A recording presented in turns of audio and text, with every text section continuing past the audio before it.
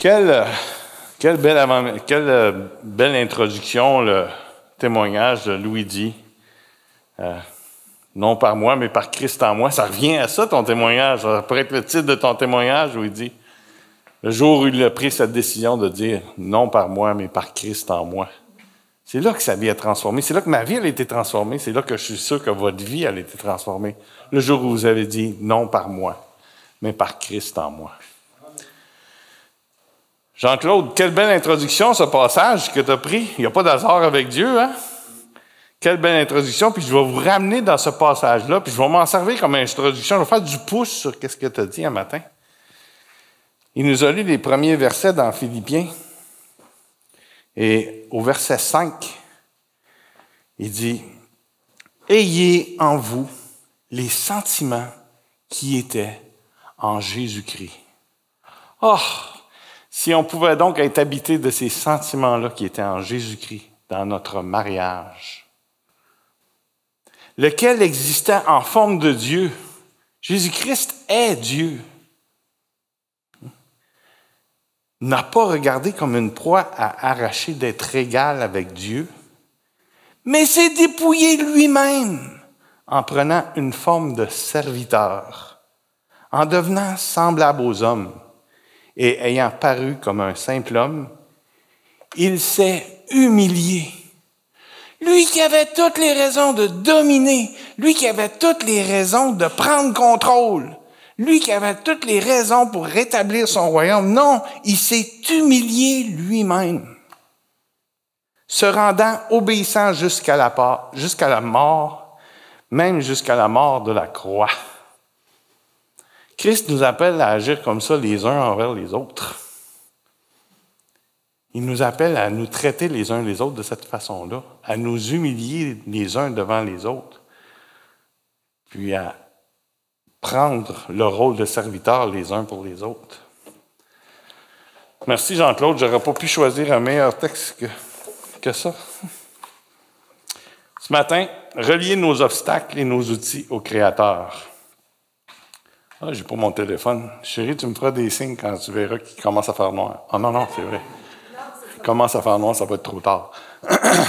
Mais l'horloge ici est arrêtée. OK, c'est bon. Je vais essayer d'aller chercher mon téléphone. Bon, peut-être. OK, c'est bon. Alors, tu veux pas me dire quoi faire? OK. D'abord, j'aimerais passer du temps avec vous ce matin, un petit peu regarder les obstacles. Qu'est-ce que Lynn et moi, on a décidé de retirer de notre vie qui faisait obstacle à notre intimité. Puis ensuite, j'aimerais vous laisser avec des outils qu'on se sert chez nous pour faciliter, pour aider à notre développement ou à notre croissance. Fait que, comme je vous dis, certains comportements ont été retirés. Puis, on envoie une liste ici sur le tableau. Dites non au sarcasme. Puis, je vais me servir d'un exemple qui est très, très actuel. Hier soir, à un moment donné, je disais que moi, ma femme, on ne se comprenait pas. Puis, pour vous faire une blague, je l'imitais à quelqu'un qui parlait le chinois. Comme si je ne comprenais pas ce qu'elle me disait. Il n'y avait pas de communication dans le langage. Fait que du sarcasme, ça serait d'arriver à ma femme puis de ressortir ça dans un moment sérieux. Puis quand elle me parle, je la regarde puis je dis « Comme en voulant dire « Je comprends pas ce que tu me dis ». Ça serait du sarcasme. On a décidé, Lynn et moi, hier c'était une blague, okay, ça passe, mais là que vous le ressortiez comme ça dans votre communication avec votre épouse, ça serait du sarcasme. Ça que je demande pardon aux épouses si déjà ça avait été fait, là. C'était pas mon but. Mon but, c'était d'essayer de montrer que je comprenais pas. On n'était pas sur la même page. On n'était pas sur la même ligne de compréhension des dispositions de cœur. Dites non à la comparaison. Mon père, lui, il faisait ça comme ça. Ma mère, elle faisait ça comme ça. Ça, c'est... Tu sais, quand que Dieu il dit tu t'attacheras à ton père et ta mère, puis tu quitteras ton père et ta mère, puis je te pourrais dire le contraire, tu t'attacheras à ton père et ta mère, tu sais. Après changer les Écritures. Non, il dit, tu quitteras ton père et ta mère, puis tu t'attacheras à ta femme, puis l'homme, la femme s'attachera à son mari, le mari s'attachera à sa femme, puis vous deviendrez qu'une seule chair. Alors, la comparaison, même la comparaison au niveau du caractère, même la comparaison au niveau des aspects physiques, c'est à déconseiller, c'est destructeur pour le mariage, même que ça peut insécuriser votre partenaire pour le restant de ses jours. Ma femme me dit jamais, regarde-lui comment est-ce qu'il a des beaux cheveux. Elle me l'a jamais dit. Puis si elle m'avait dit qu'elle préférait un homme avec des cheveux, ben j'aurais dit, avant de me marier, il faut que tu décides ça, parce que j'étais déjà chauve quand on s'est marié. Les aspects physiques, on essaie d'éviter les comparaisons de ce côté-là. Les moqueries. Il y a des blagues dans leur contexte qui s'adaptent. Il faut faire le discernement. Il faut être sage quand on taquine nos épouses, nos époux.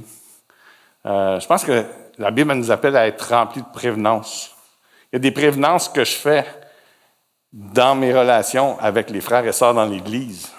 C'est qu'à combien plus forte raison je dois utiliser de prévenance avec mon épouse. Cœur velcro au mal. Lors d'un message, je pense que vous avez détecté en fin de semaine que Lynn et moi, on aime beaucoup Timothy Keller. Puis on écoute beaucoup de son matériel, puis il parle souvent sur le mariage, puis la relation qu'il a avec sa femme. Et il a dit quelque chose à un moment donné qui m'a fait réfléchir. Il m'a dit, il disait dans son message, tu peux couvrir ta femme de compliments, puis le jour où tu vas lui dire, ben j'aime pas ça de toi, tac, ça colle au cœur. Le cœur de l'homme, de la femme, est un velcro au mal. Le compliment que tu vas lui dire, tu as beau lui dire qu'elle est belle, qu'elle est la femme que tu as voulu toute ta vie, ça passe, ça rentre, ça nourrit le cœur. Mais la minute où on dit un commentaire qui est négatif, ça reste là. Ça colle. Parce que notre cœur, il retient plus le mal que le bien. Puis ça, si on va dans le monde un petit peu, ils disent qu'une personne qui a été maltraitée dans un endroit comme au Canadian Tire, un exemple, va en parler à 50 personnes. Une personne qui a reçu un bon service, elle va peut-être le dire à 2, 3. Ça fait que le mal, il est multiplié d'une façon naturelle chez nous. Ça fait que le cœur est un velcro au mal. Puis si vous traitez votre épouse, prenez soin de bien la traiter, prenez soin de la couvrir de compliments plutôt que de la dénigrer ou de passer des mauvais commentaires. Ça ne veut pas dire, je comprends qu'il y a des moments donnés où il faut parler sérieusement. S'il y a des choses qui nous irritent, il faut en parler, mais ça doit être fait dans un contexte. Pas avec sarcasme. Puis on peut s'asseoir et parler sérieusement de choses qui nous préoccupent, sans nécessairement dénigrer. J'avais un de mes fils qui parlait souvent à ses enfants en disant, il lui disait « You're silly ». Je disais « T'es nono ». Puis les enfants avaient pris l'habitude de répondre « Non, toi, t'es nono ». Puis un jour, j'étais assis chez eux, puis on était au salon, puis à un moment donné, sa fille, elle arrive, puis il dit « You're silly ». Je le sais, je viens de dire c'était qui en disant c'était à sa fille. On n'a rien qu'une fille. Rien qu'une petite fille. Alors, pour ceux qui nous connaissent. Fait que j'ai dit, j'ai juste passé une remarque en disant, pourquoi est-ce qu'on prend l'habitude de diminuer au lieu de construire? Pourquoi tu ne lui dis pas, ah, t'es intelligente, ah, t'es belle, ah, t'es gentille, ah, non, t'es nono. Puis là, c'est une blague, t'es nono. C'est plus destructeur. Puis on le sait que notre cœur est incliné vers le mal. Fait que, qu'est-ce que ça va être quand elle va arriver à l'adolescence? T'es bien épais, ha, ha, ha. Non, là, ça sera plus drôle. Parce que ça commence, ça se développe. Si on nourrit le mal, c'est ça qui se développe. Si on nourrit le bien, c'est ça qui se développe. Fait que de prendre conscience que même les petits gestes anodins qu'on fait aujourd'hui peuvent devenir de plus en plus destructeur, pour nous, ça a été un plus. Ça a été constructeur. de le retirer de notre... Quelqu'un qui a froid, non? Le chauffage vient de partir? Pas grave. Avec le vent et la pluie qu'on a eue hier, là, c'est rien. Bring it on! Philippiens 4.8 ressemble pas mal à ce que Jean-Claude nous a apporté ce matin. Enfin, frères et sœurs, nourrissez vos pensées de tout ce qui est vrai, noble, juste, pur et digne d'amour ou d'approbation. Tout ce qui est vertueux et mérite louange. Fait que la Bible, elle nous encourage de nourrir ce qui est bon, de nourrir les compliments, de nourrir... On nourrit dans le bon sens. Il n'y a pas personne qui plante un jardin et qui sème de mauvaises herbes. Hein? On sème de la bonne semence. Fait que nourrissez-vous de bonnes semences entre vous. Multipliez les compliments. Prenez soin du cœur l'un de l'autre. On peut changer de slide? Bon, Louis. Merci. Hey, Louis, tu fais une bonne job. Vraiment, là, j'apprécie beaucoup.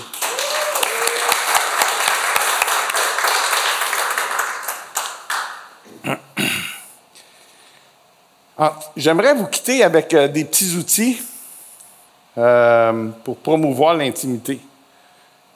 Des petits trucs qu'on a appris au fil du temps, puis qu'on a mis en pratique dans notre couple, qui nous a aidés à développer notre intimité, puis de renouer plus facilement quand il y a un conflit qui arrive, parce qu'il ne faut pas vous imaginer que chez les ploufs, tout est au calme tout le temps. Des fois, il y a des bourrasques de vent.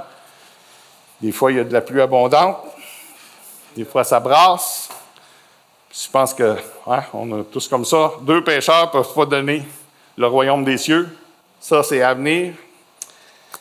Une des choses qu'on a retenues lors d'une des conférences qu'on a assistées, c'est la leçon d'humilité que j'ai dû avoir. Moi, je suis une grande gueule. Puis, j'ai une facilité à parler. Et même quand on a de la visite, quand on reçoit des couples chez nous, habituellement, c'est moi qui parle. Puis sauf que je ne laisse pas de place à ma femme.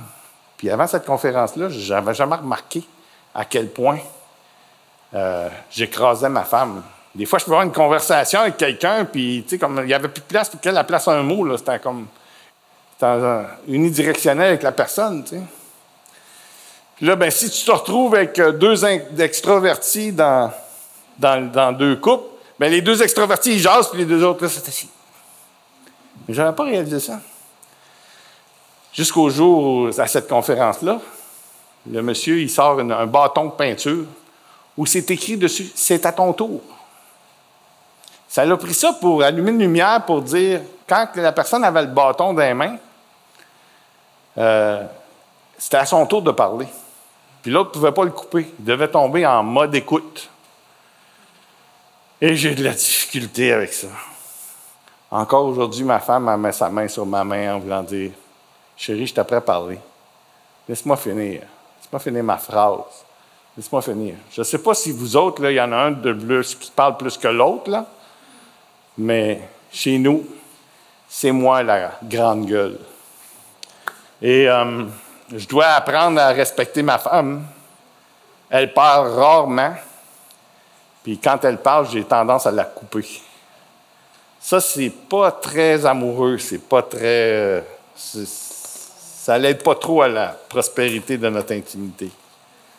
Fait que j'apprends, encore aujourd'hui, à céder de la place à mon épouse. Quand il y a un couple qui vient nous voir, j'apprends à lui laisser de la place, j'apprends à lui donner son opinion.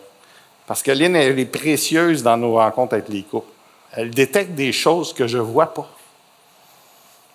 Elle entend des choses que je ne vois pas non plus, que je n'entends pas non plus. Puis de lui laisser plus de place pour s'exprimer puis parler de ce qu'elle ressent, c'est important. Puis je dois apprendre ça. Puis je lutte encore avec ça aujourd'hui. Alors, ça m'a appris à donner de la place à ma femme pour qu'elle puisse s'exprimer elle aussi, qu'elle puisse partager ce qu'elle ressent elle aussi. Ça m'a appris aussi, puis ça aussi j'apprends encore, l'écoute active. Tu sais, l'écoute active, là, c'est beaucoup de choses. Puis quand on la divise en petites pièces détachées, l'écoute active, c'est je regarde ma femme dans les yeux quand elle parle, puis Puis je ne prépare pas une réponse tout de suite à ce qu'elle me dit. Je mets mon cerveau au neutre. Je ne sais pas si vous autres, c'est facile pour vous de faire ça, mettre votre cerveau au neutre, mais pour moi, c'est une tâche très difficile de juste fermer l'interrupteur et dire, là, je suis en mode écoute. Il faut que j'écoute le fond de sa pensée. Il faut que j'écoute tout ce qu'elle a sur le cœur avant même d'y répondre. Puis ce qui rend la tâche plus difficile, c'est je dois rester là. Je ne dois pas quitter puis être dans un autre lieu après faire un autre projet. Je dois être avec elle puis entendre ce qu'elle me dit. Alors, ça rend la tâche encore plus difficile. Mais si on compare ça avec la prière, on parlait toute la fin de semaine, on a répété ça. L'Évangile explique le mariage explique l'Évangile. Ça nous arrive des fois d'être en plein message à l'Église, puis de ne pas être là du tout. Le pasteur a commencé, il nous a lu le passage, puis là, il commence à expliquer quelque chose, puis nous autres, on part. Là, tu réalises, ce qui est rendu, là, c'est comme, tu reviens. Des fois, je prends ma Bible le matin, je lis mon passage des Écritures, puis quand j'ai terminé, il faut que je recommence le chapitre parce que je suis parti ailleurs. J'ai lu 2 lignes, puis mon cerveau m'emmenait ailleurs, ma pensée m'emmenait ailleurs. Alors, l'écoute active, c'est quelque chose qu'il faut mettre en pratique. Il faut le mettre en pratique dans notre vie avec notre épouse, notre conjoint. Le Seigneur a vraiment bien fait ça. Il nous a donné un exemple vivant devant nous de comment on devait se comporter. L'écoute active avec Dieu, l'écoute active aussi avec nos épouses. C'est bénéfique. C'est bénéfique pour la croissance, pour notre croissance. D'absorber la parole, d'avoir soif de la parole, puis juste absorber les mots. Il y a quelque chose que je vous ai lu hier, puis je ne vous en ai pas parlé. Puis là, ça me ramène que j'ai bien des affaires que je ne vous ai pas parlé. Je ne vous ai pas parlé des ustensiles hier soir. Puis je ne vous ai pas parlé non plus de « un jour dans tes parvis vaut mieux que 1000 ailleurs ». Ça prend combien de jours faire un bac? Vite fait, Alex? 3 ans? OK, on ne prendra pas l'exemple d'Alex. Comment? 1000 jours à peu près. Un jour dans tes parvis vaut mieux que 1000 ailleurs. Un jour à être enseigné de Dieu, à passer du temps avec Dieu, à se laisser sa parole couler dans nos cœurs, vaut mieux que 1000 ailleurs. Puis là, ça m'a frappé. J'ai dit, wow, c'est à peu près 1000 jours pour faire un bac. Mais un jour dans la présence de Dieu vaut mieux que 1000 jours ailleurs. J'ai comparé ça un petit peu.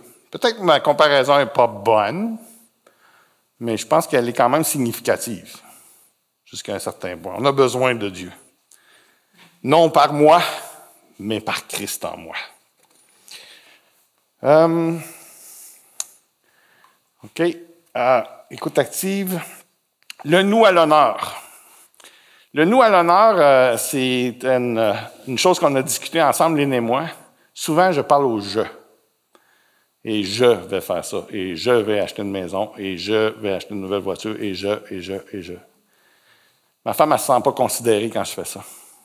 Mais de prendre l'intention, intentionnellement, de dire « nous », puis d'appliquer le « nous », ça a changé notre dynamique, parce qu'elle se sent inclue. Juste en changeant un mot, elle se sent plus incluse. Merci, Suzanne. Mon français, c'est le plus meilleur. Si j'avais... Moi non plus, je n'étais pas bon en français. Un petit peu comme Alex disait, lui aussi avait des difficultés en français. I had difficulties too. En fait, je ne suis pas bon dans les 2 langues. Ni en anglais, ni en français. Quand je parle en anglais, c'est comme j'ai un accent qui casse tout. Puis quand je parle en français, ben, je fais des fautes aussi. Ben, peut-être que vous en avez vu sur mes présentations PowerPoint. Le nous à l'honneur. On veut créer un havre de paix, non un champ de bataille, n'est-ce pas, dans notre foyer. On veut que ce soit agréable de revenir à la maison. Quand on finit le travail le soir, on est pressé de revenir à la maison. On est pressé de retrouver ce lieu de repos. En fait, le mariage, c'est comme si on était 2 poutres. Puis ici, je sais qu'il y a des ingénieurs dans la salle. Le principe des 2 poutres est assez simple. C'est qu'une poutre, un pont, ne peut pas être supporté par une poutre qui est plus faible puis l'autre poutre qui est plus forte. C'est-à-dire que le pont est aussi solide que la poutre la plus faible. Ça a-tu du sens? Oui. Oui? OK. Phew. Alors, si ma femme elle a des restrictions dans certaines choses, ou si Sylvain a des restrictions dans certaines choses, la poutre la plus faible, ce n'est pas toujours la femme, ça peut être l'homme aussi, dans certains domaines. Puis on a besoin de se fortifier un l'autre. Puis quand on prend un projet en main ou quand on prend un engagement en main, c'est important de considérer la poutre la plus faible. Alors, un exemple. Je dirais que dans mon cas, ça s'applique, là, l'homme marche par la vue. J'ai plus de difficulté à me rendre sur une plage, surtout si les femmes sont légèrement vêtues, que ma femme. Ma femme, ça ne l'achale pas. Les gars peuvent se promener nus. Pff, I don't care. Tu sais? Mais ma femme ne marche pas par la vue. Ça fait que la poutre la plus faible dans ce cas-là, c'est moi. Bien, on a fait des voyages dans le sud. Puis le matin, avant de quitter la chambre, on priait. On disait, Seigneur, tu connais les faiblesses de mon mari. Je veux qu'il garde ses yeux pour moi aujourd'hui. Puis on a eu toujours du temps agréable, chérie. Tu n'as jamais senti que tu perdais ta place. Puis c'est par là. Non par moi, mais par Christ. Puis j'en suis convaincu. Alors, je vous donne cet exemple-là de poutre. L'engagement dans Luc 14, 24, 30. Luc 14, 24, 30, il nous rappelle que tout engagement, on le prend en s'assoyant et en calculant. Là, l'engagement que Jésus mentionne ici, c'est l'engagement de devenir chrétien. Il veut qu'on considère avant de donner notre vie à Christ. Mais c'est le principe de l'engagement pareil. On peut amener ça dans notre mariage puis dire, si je prends un engagement, je dois consulter mon épouse, je dois la considérer, puis je dois faire les démarches avec elle pour qu'elle comprenne, puis qu'elle fasse part, qu'elle soit considérée. Puis que je comprenne aussi qu'est-ce qu'elle m'amène à la table. Oui? OK, on va changer de slide, s'il te plaît, Louis. OK. Une chose qu'on a aussi inclus dans notre foyer, c'est la culture de reconnaissance. Là, j'ai sorti le verset de reconnaissance. Dieu nous demande d'être reconnaissant envers lui. Puis dans Colossiens 3,15, il dit que la paix instaurée par Christ gouverne nos décisions, car c'est à cette paix que Dieu vous a appelés pour former un seul corps. Soyez reconnaissants. Les premiers temps que... Celle-là, là, c'est vraiment ma femme qui a apporté ça dans notre foyer. Je ne sais pas où elle a lu ça. Mais elle a commencé par me dire, j'étais après sortir les poubelles, je me rappellerai, elle m'a dit, oh, merci pour faire ça. Je regarde en voulant dire, ouais, mais c'est ma job. C'est comme, dans la division des tâches chez nous, c'est moi qui sors les poubelles. Je ne comprends pas pourquoi tu me dis merci. Pardon? Il faut dire que ma femme était 10 ans toute seule, puis elle avait ces tâches-là. Il n'y a pas personne d'autre pour le faire. Mais ça reste que ça l'a instauré chez nous une culture de reconnaissance. Puis ce que je veux dire par là, c'est que j'essaie volontairement de remercier mon épouse quand elle fait des choses pour moi, puis elle me remercie quand je fais des choses pour elle. Puis ça a changé nos cœurs en ce sens que, premièrement, si je lui dis merci, ça la valorise. Merci pour le bon repas que tu as préparé ce soir. Le fait que je m'arrête puis que j'y pense de la remercier, ça lui aide à avoir de la valeur. Puis, ça fait la même chose chez moi. Moi qui pensais que ça ne comptait pas trop pour moi de me faire dire merci ou pas, je faisais ma job et that's it. Bien, le fait d'être remercié a multiplié ma valeur dans mon couple aussi. Puis ça a créé ça a créé vraiment un lieu où est-ce que c'est confortable de vivre. Puis, on est reconnaissant envers Dieu. Ça a multiplié notre reconnaissance envers Dieu aussi parce qu'aujourd'hui, je suis plus incliné à dire merci à mon épouse pour la femme qu'il a mis dans mon foyer que... autrement dit, une culture de reconnaissance, ça s'installe, c'est intentionnel, comme les autres choses. Fait que de prendre le temps de se dire merci, de prendre le temps de dire comment on s'apprécie, de prendre le temps de se construire. La culture de reconnaissance fait partie de ça. Faire du bien à l'autre. Ça, c'est une autre histoire. Ma femme, elle lit beaucoup. Hein? Pardon? Les bien d'eux, oui, faire du bien à l'autre, comme Jean-Claude l'avait dit.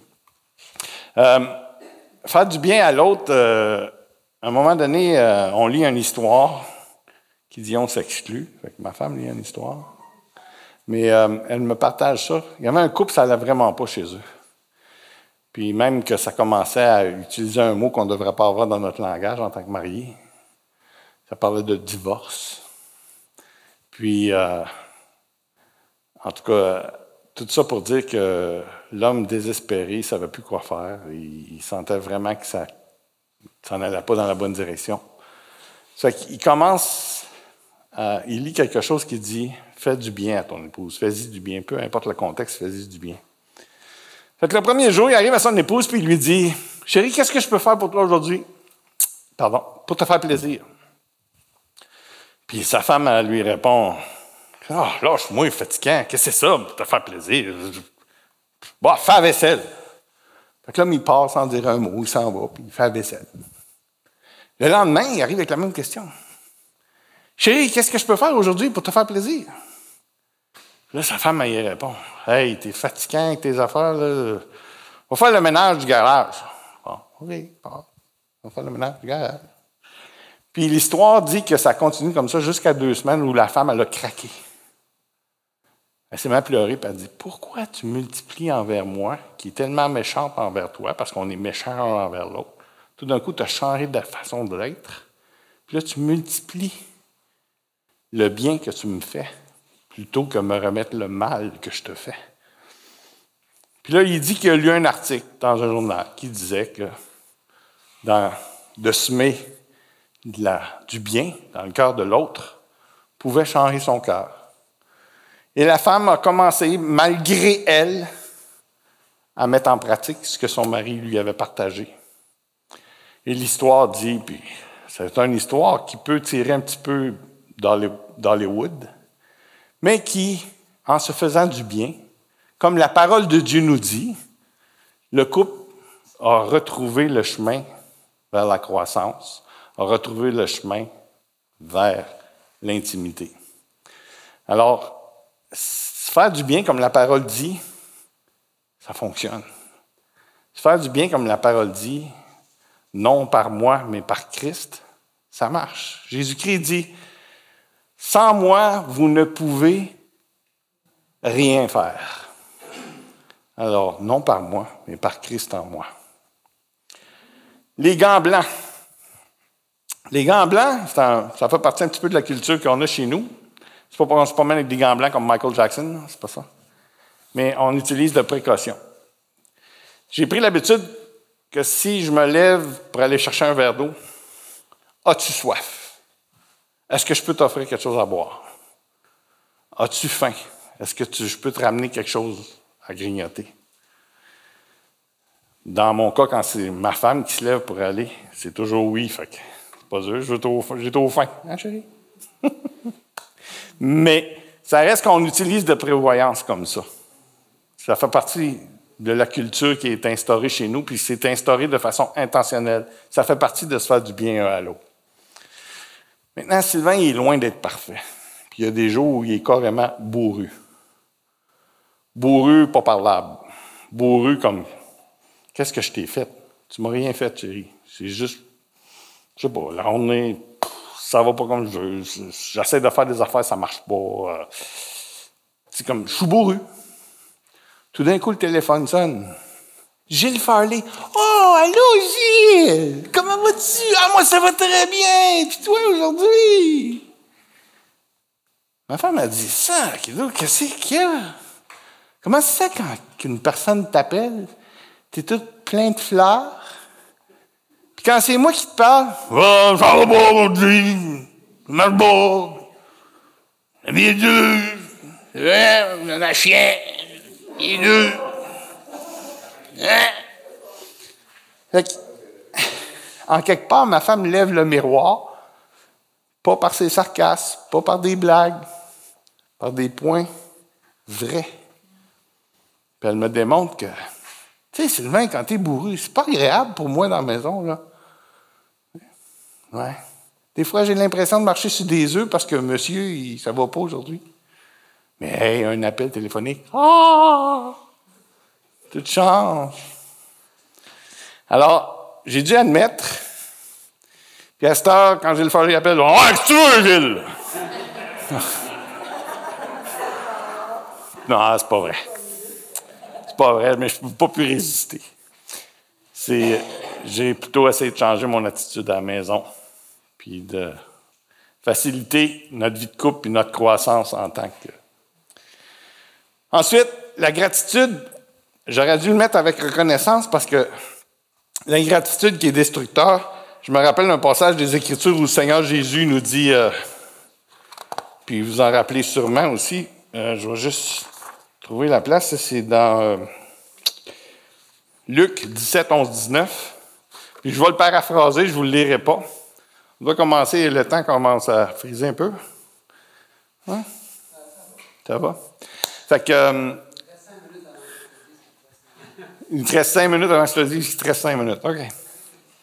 Alors, l'ingratitude aussi qui est dommageable, j'aurais peut-être pas dû mettre ça là, j'aurais peut-être dû mettre ça ailleurs, mais ce que je voulais vous parler, c'est que même le Seigneur Jésus, il a dit qu'il fallait qu'on soit reconnaissant, puis il le démontre bien dans cette histoire-là où il a dit 10 lépreux se présentent à lui. Maître, guéris-nous. Puis il dit, allez vous présenter au prêtre. Les 10 lépreux, ils partent. Ils s'en vont, puis ils sont en direction d'aller voir le prêtre. Tout d'un coup, ils sont guéris. Un dit, hey, wow, je suis guéri. Il tourne de bord. Puis il s'en va louant Dieu à voix haute. Merci Seigneur de nous avoir guéris. Merci de m'avoir guéri. Puis là, Jésus dit, voyons là. Combien vous étiez qui sont venus me voir pour être guéris? Où ils sont les autres? Un manque de reconnaissance, une ingratitude. Alors, le cœur reconnaissant, comme on en a parlé tantôt, c'est important. Reconnaissant envers Dieu. Puis plus j'apprends à louer Dieu, plus j'apprends à observer tous les bienfaits qui se déversent sur ma tête à chaque jour, plus il y a des raisons qui sortent de louer Dieu pour mon épouse, pour mon couple, pour mon Église, pour les dirigeants de l'Église. Tu t'en vas-tu par là, Louis? Bon. Je le taquine. Il essaie de me suivre avec la caméra, pauvre Louis. Alors, si on s'en va à l'autre question pour connecter, à l'autre slide. OK. Chérie? Oui. Oui, tu es capable. On va vous montrer quelque chose qu'on a appris, puis qui devrait se passer chez vous dans l'intimité. Ah oui, tu as un micro. Pas de problème, on va t'arranger ça. Vous voulez avoir quelque chose de démonstration réelle? Oui, au lieu de juste vous expliquer? Oui. Viens, mon amour, tu es capable. Go, Lynn, go, Lynn, go, Lynn. Okay.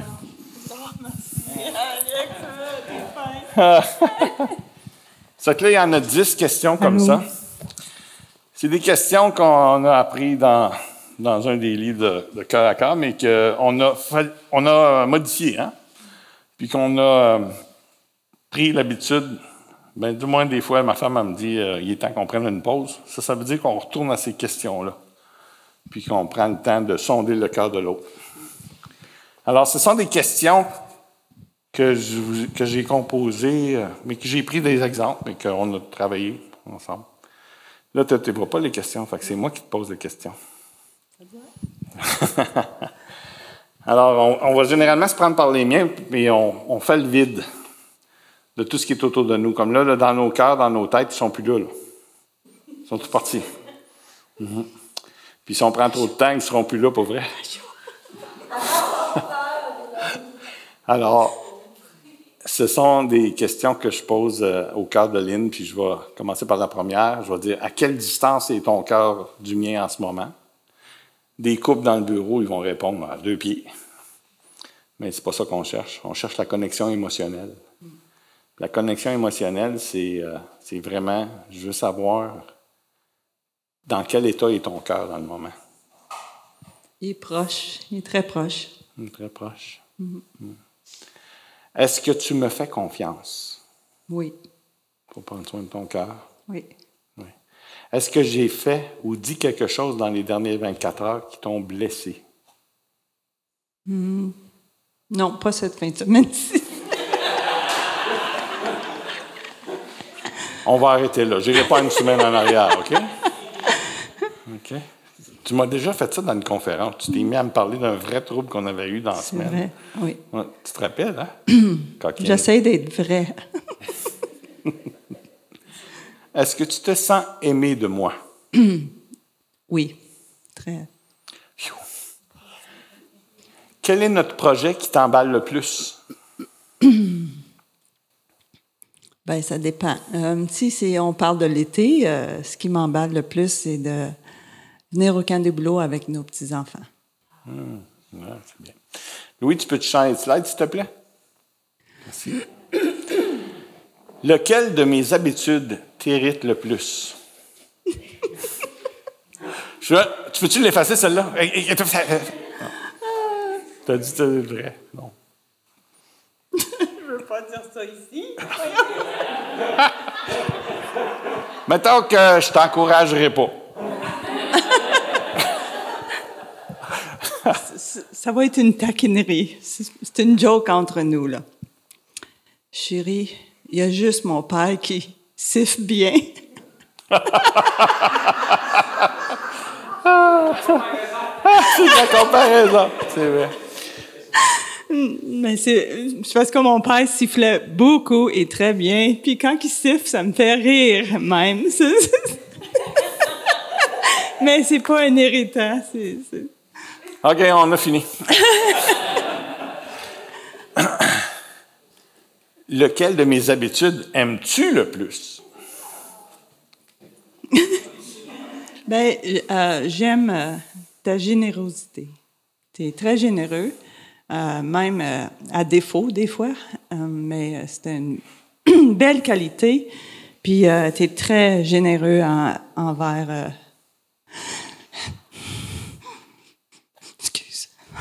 Nos enfants. Nos enfants, et particulièrement mes garçons. OK, arrête, tu vas me faire broyer. Est-ce que tu trouves que je te considère suffisamment? Oui. OK. Est-ce que... Peut-être cette question-là, on va pas dire mettre là, mais en tout cas. Est-ce que nos célébrations d'intimité te comblent? Wow! S'il vous plaît, dis-moi non! Bien sûr. Moi, ce que j'aime, c'est qu'on est capable d'en parler ouvertement et être sincère l'un avec l'autre. C'est important. Parce que dans 20 ans de mariage, on a pas mal tout connu. Hein? Peut-être pas encore, là, mais tu sais, comme on a eu des hauts, des bas dans c'est toujours un ajustement. Fait que c'est... ce qui est la beauté, ce que Dieu fait, c'est que c'est jamais pareil. Le corps change, les années changent, les circonstances. Et l'important, c'est qu'on peut en parler. Puis, on a pris l'habitude aussi d'amener le Seigneur Jésus dans notre chambre à coucher. Hein? Oui, on prie avant. Hein? On prie avant. Oui. Ça, je trouve ça merveilleux. Je trouve que c'est un beau geste d'intimité. Oui. Oui. Est-ce que tu es heureuse avec moi? Bien sûr. Je suis heureux de l'entendre encore une fois. Merci. Alors, ça vous donne ça une idée de qu'est-ce qu'on peut faire entre nous?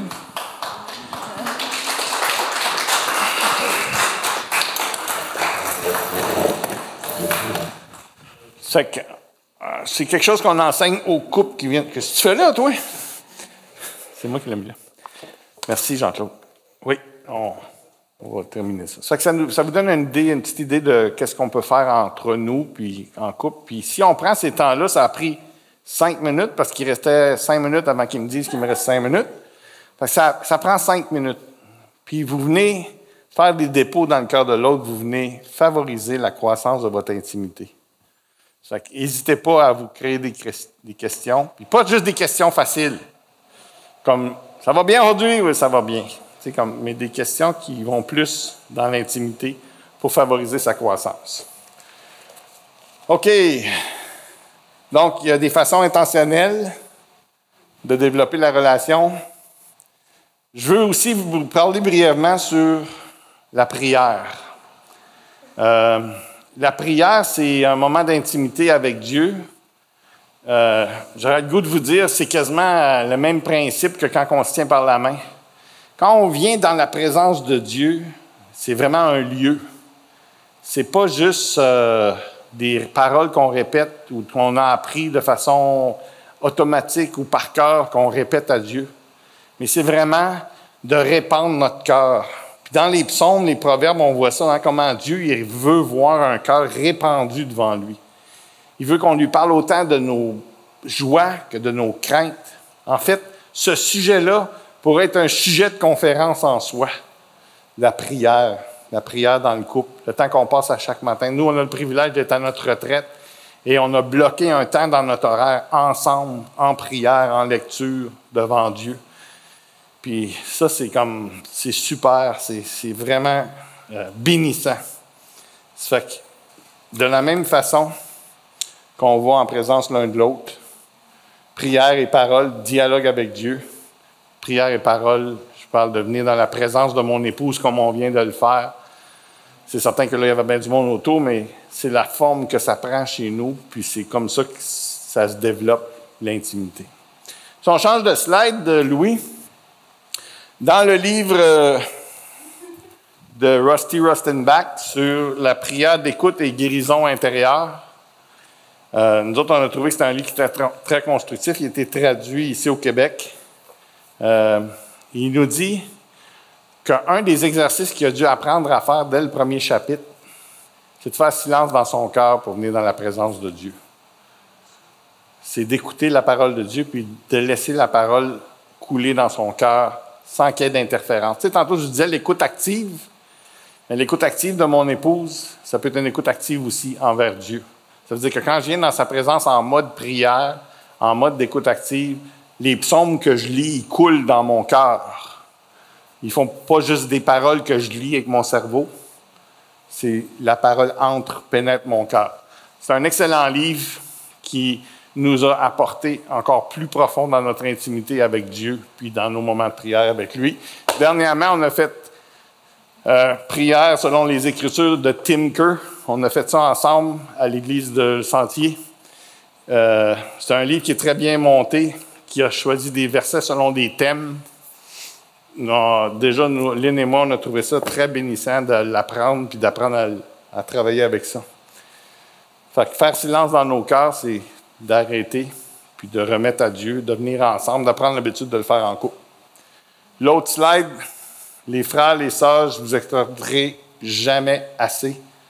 Priez sans cesse, 1 Thessaloniciens 5, 17.